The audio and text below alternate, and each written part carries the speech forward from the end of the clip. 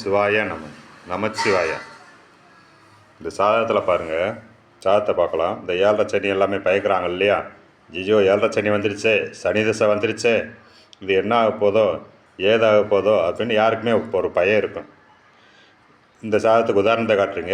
சாதத்தை பொறுத்தவரைக்கு 7.5 சனி சில ஆள் பயக்க தேவையில்லை, சில ஆளுக்கு தான் பாதிக்கும். இது விருச்சிக இலக்கணம். முதல் ராசியை சொல்லிக்கலாம். விருச்சிக ராசி, விருச்சிக இலக்கணம், கும்பராசி. விருச்சிக இலக்கணம் லக்கணத்துக்கு 3, 6, 11 இதில் சனி இருந்தால் பயக்க தேவையில்லைங்க. சனி நல்லதான் செய்யும். 7 சனி ஒன்றும் செய்யாது. ராசி கும்பராசி, பூரட்டாதி நட்சத்திரம் 1ஆம் பாதம். ராசி அதிபதி சனி தான். அது கும்பராசிக்கு எப்படி இப்போ பாதிப்பை கொடுக்கும்? 7 சனியை கொடுக்கும். இப்போ ஓடி இருக்குது கும்பம்,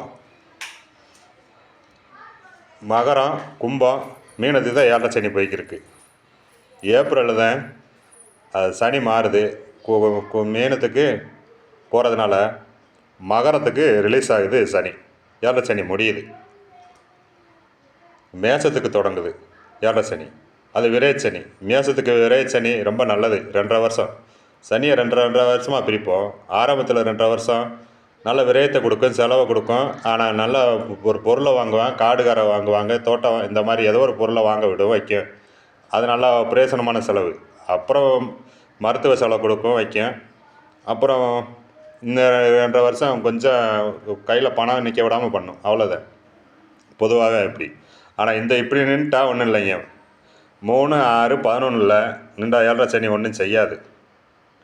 அது சனி, அது அஷ்டம சனியில் தான் பிறந்திருக்கு. அது இருக்கட்டும். லக்கணத்துக்கு பிறக்கிற போதே சனி 11 இருக்கும்போது அந்த குழந்தை பிறந்திருக்கு பாருங்க. லாபஸ்தானத்தில் நிற்கிறது ரொம்பவே லாபத்தை கொடுக்கும், நல்லாயிருக்கும். ராசி அதிபதியை அந்த 7 சனி அதை ஒன்றும் செய்யாது. மகரத்துக்கும் கும்பத்துக்கும் பெருசாக பாதிப்பு கொடுக்கவே கொடுக்காது. இது நல்லாயிருக்கும்.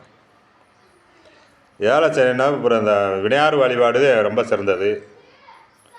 இல்லை சனீஸ்வரன் கோயிலுக்கு போகலாம், வைக்கலாம். அது ரொம்ப சிறந்தது. ஊனமுற்றவர்களும் உதவணும். காக்காய்க்கு சாதம் வைக்கணுங்க.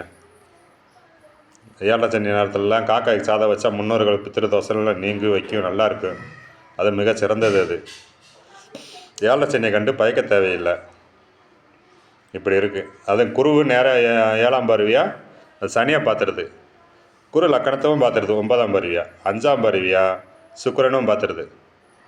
நல்லா சுபர்கள் கனெக்ஷனில் இருக்குது, நல்லாயிருக்கும். இந்த மாதிரி தகவல் தெரிஞ்சுக்கிறதுக்கு என் சேனலை சப்ஸ்கிரைப் பண்ணுங்கள், வைங்க, கமெண்ட் பண்ணுங்கள். மற்ற விவரங்களை நிறையா சொல்லலாம். நன்றிங்க. தனிப்பட்டு சாதகத்தை பார்க்குறதுக்கு சொல்லுங்கள், ஃபோன் பண்ணுங்கள், வைங்க. நன்றி. சப்ஸ்கிரைப் பண்ணிடுங்க. நன்றி.